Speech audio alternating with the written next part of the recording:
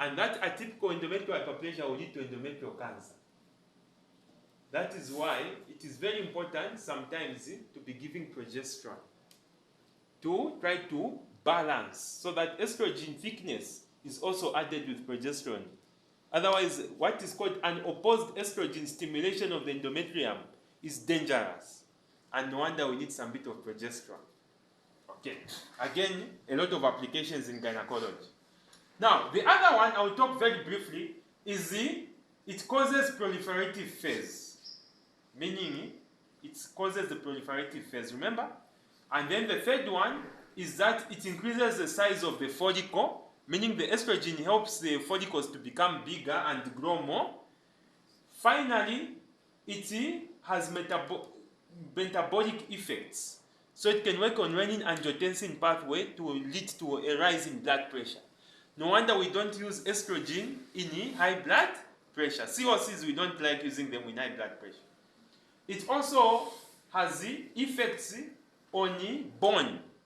No wonder if somebody gets very old, they just hit themselves, they fall down, fracture neck femur, they land in the department of surgery because of postmenopausal osteoporosis and other metabolic effects. Then it also has secondary sexual characteristics. So the increase in the size of the breasts and all those Turner things that we know as the Turner stages in a girl are due to estrogen. Okay? So basically that's it. Now, let me quickly conclude by saying that the more estrogen rises, the more estrogen rises, the more luteinizing hormone is reduced by negative feedback. Because it's like you are telling the body to say, no, we are enough here, so can you stop producing on top? You get the point? So the more estrogen rises in blood, the more it blocks the initial. Because between these two, who started the process? It was LH, remember? FSH only came in at the part of aromatization, which was step 2. So it will remember that the one who caused all this process is LOH. So it will go for LH and try to inhibit LH. Now, not only estrogen is produced by these follicles, there's another one known as inhibin B. Inhibin B is produced by the follicles and they work together with estrogen. They are friends. So they go to block LH. Now, as the estrogen is rising in blood, it will reach a level known as 200 picogram per ml. Once it goes above 200, you know what will happen? Instead of LH going down, LH will rise. And this is an example of a positive feedback response in the body. One of the very few positive feedback mechanisms in the body. Most mechanisms in the body are negative. But this is one of the few examples of a positive feedback. And it will lead to what is called the LH surge. Now, this LH surge, once LH rises, it will give 3 events. 1, 2, 3 events will happen. The first event is that there will be resumption and end of meiosis 1. Remember where we are coming from? We talked about 2 meiotic arrests. So this baby girl was born with the primary oocytes that had arrested at crossover, which was in late prophase, and the process had stopped. So because of the LH surge, that process will now move from prophase into metaphase 1, into anaphase, into telophase. And there will be production of the secondary oocyte and the first polar bond. So it's the LH stage which completes meiosis 1, which was arrested in utero. Then the other thing is that, look at this area. This area is known as the stigma. So this area will start weakening and dissolving. There are what are called proteolytic enzymes which will start weakening. And then the last thing is that there will be luteinization of the theca and granulosa cells, meaning the theca and granulosa cells will start changing color. They will start looking yellowish. That's where the name luteinizing comes from. Okay, meaning they will now have potential to produce progesterone. So progesterone was initially not being produced, but now it will start being produced. Clear? Now, look at this. Let me go back. We said primordial, preantral, antral. What is this follicle? Look at the change in behavior.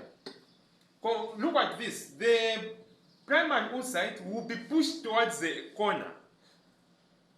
What will cause it to be pushed? It will be pushed by these cells, which are like U-shaped. Have you seen this U? So these cuboidal cells, which are behaving as if they are granulosa cells, but now they are in the middle, these ones are known as the cumulus ophurus. And in a book that I liked most, called B.D. Chauresia, it has got a Latin name known as the discus preligerus. Cumulus ophurus are basically these cells. Then there are these cells which seem to surround the primary oocyte completely. They are also part of the cumulus ophurus, but because they are surrounding completely, they are given a special name. They are known as the corona radiata. Okay, so never confuse these two terms. So why are they hooking this? They're trying to hook it so that this can come out in this direction. And the fluid changes name from antral fluid, is now called follicular amni, as if it's amniotic. Okay, so basically this is known as a Graafian follicle. Or if you want, you can call it a pre-ovulatory follicle. So an antral follicle becomes a Graafian. That's the last follicle before ovulation. It's in honor of a person known as Reine de Graaf. He was a Dutch, like there's a Dutch player in Liverpool known as who knows that player? Who is a defender? Van Dijk.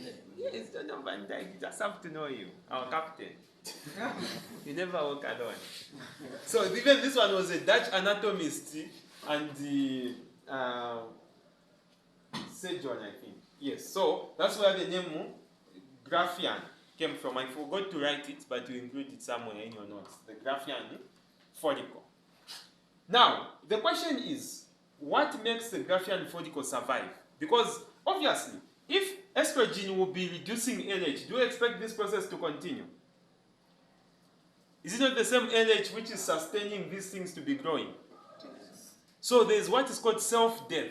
The increase in estrogen makes LH to be cut off here by negative feedback, and then these cells will die. So all the cells will die, but the only one which will survive is one out of those 300 which were recruited. Imagine. So in females, there's always reduction in numbers. So you end up with one. Now, what makes this one survive are two things. The first thing is that the follicle which will have more estrogen in the follicular amni rather than in blood, but it stores some of the estrogen within the fluid, will survive. That's one. Number two, the cell which will have more FSH receptors. I just forgot to mention that one of the jobs of estrogen is to make FSH receptors so that there is further growth of the follicle. One that's called follicle stimulating hormone. So you find that the one which will have more magnet for attachment of FSH from the pituitary and the one which will have more estrogen in the microenvironment or the follicular amni will survive as the only one, called the Graafian follicle. No wonder a woman will only have one Graafian follicle. Now, so this exemplifies a principle known as survival of the fittest. Now, let us conclude the story. Now, let's look at what is happening here. We are saying that 12 hours, maybe you can give Dr. Moya PM because it's close. So we are saying that 12 hours after the peak of the LH stage, LH will cause the temperature of the girl to rise. That's why we can use body temperature to know whether somebody has ovulated. Next is there will now be 12 hours after the peak of the LH stage, there will be ovulation. And when some women ovulate, They even have some pain. Very dangerous. Why did they don't tell you, Dr. Mark? Called Mittelmachers pain. Don't want to confirm with people here. Yeah, others have it, others don't have it. They can even know that ovulation has happened. So, when ovulation happens, what comes out? Is it the primary oocyte? No. Remember, just at the LH stage, there was production of the secondary oocyte. So what comes out during ovulation is actually a secondary oocyte with its attached first polar bond. Together with these cells which have surrounded the cumulus ophorus, basically the corona radiata cells, some of them will continue surrounding it even as it is excluded into the ampulla part of the fallopian tube. So, a minute of silence for the spermatozoa, it suffers. Because the spermatozoa, as it is rising up here, in the vagina here, it's very acidic. And the spermatozoa cannot survive, but it's clever also. It passes through remember the seminal vesicles, the corpus glands, and the prostate. Those surround it with an alkali medium. So it's clever that as it is passing, just for it to reach here, it is protected by those secretions. And a lot of them will come in, millions of them. But then, when they reach somewhere here, they undergo some processes known as acrosome reaction and capacitation.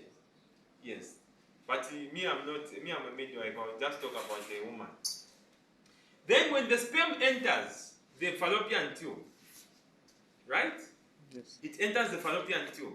It will need to bypass the corona radiata cells. So there is a lot of distraction there. That sperm will find that the head enters, the tail is behind. Then it has to hit the zona pellucida. Again there, once it hits the zona pellucida, it changes the polarization of the membrane and no other sperms can enter. And only one will expose its nucleus to be next to that of the female. And that is what makes the second meiotic arrest, which was blocked at metaphase 2, to proceed and end up with the ovum. You get the point? So, meaning that after ovulation, there's a second meiotic arrest until a sperm comes to fertilize. That's when it will complete, and the ovum and then the life cycle, like I was explaining yesterday, continues.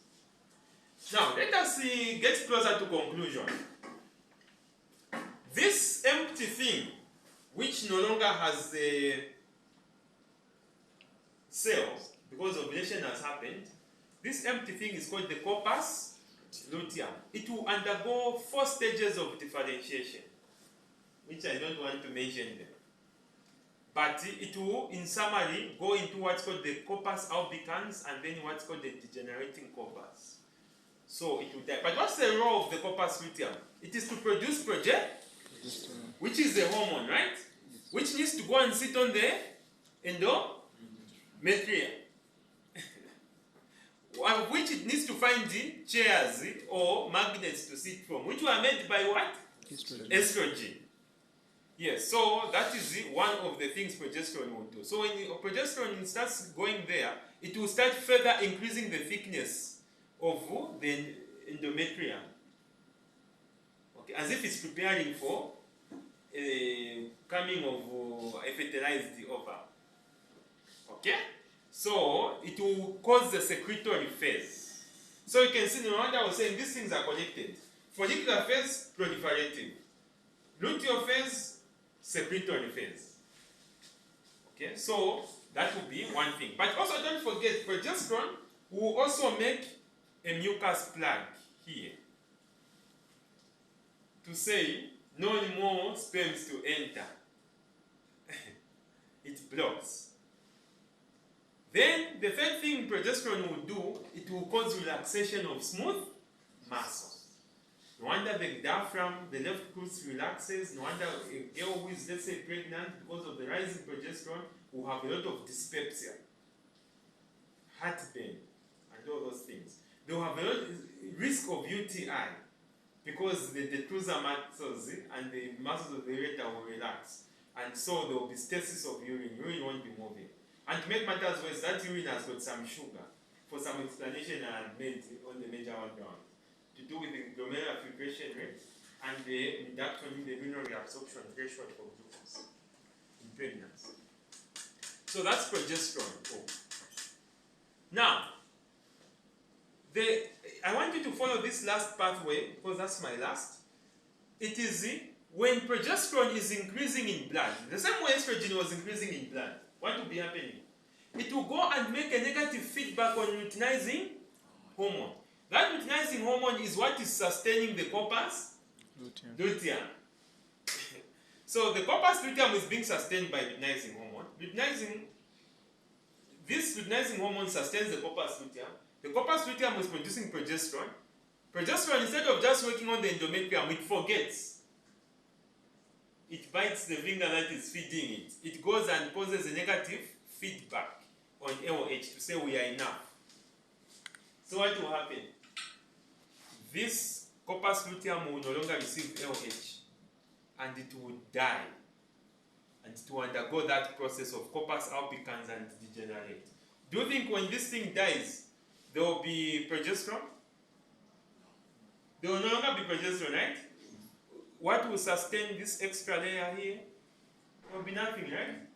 No wonder we call it progesterone withdrawal. And that progesterone withdrawal leads to menses. You get the point?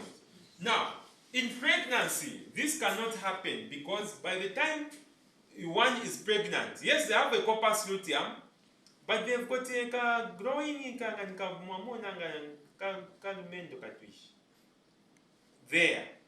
there's a blastocyst which has got an outer cytotrophoblast which produces HCG, human chorionic gonadotropin. Now HCG and LH are like friends, these two. In fact, together with another hormone known as TSH. Now you understand why if somebody has a molar pregnancy, they've got features of thyrotoxicosis. Okay? So the rise in HCG can even make TSH to start behaving as if it is also rising. Okay? But also, now, HCG, when this negative feedback happens in pregnancy, HCG takes over the job of LH and sustains the corpus luteum. So, this corpus luteum continues producing progesterone. And the HCG does not make any negative feedback on LH because they are friends.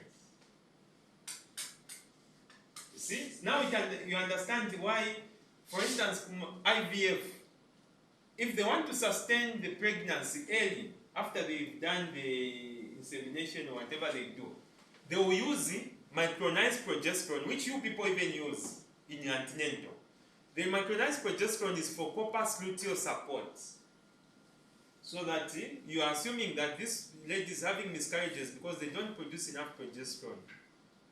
So you are adding some extra progesterone using micronized progesterone known as hormone. Or you can actually give this woman HCG injections, which are expensive, but they have them at IVF. You inject so that you sustain this corpus luteum because this is a floating baby which has no attachment anywhere. So its only source of food is from this. Not until placenta forms, and now we have the umbilical vein feeding into the ductus venosus, and all those funny fetal circulation things will be connected there, directly with the mother. So no wonder progesterone is very important in early pregnancy. Okay, now I've concluded. So the very, very last one, which is just this, maybe you can come back, it's just this last. Yeah, this is now simple. The uterine cycle.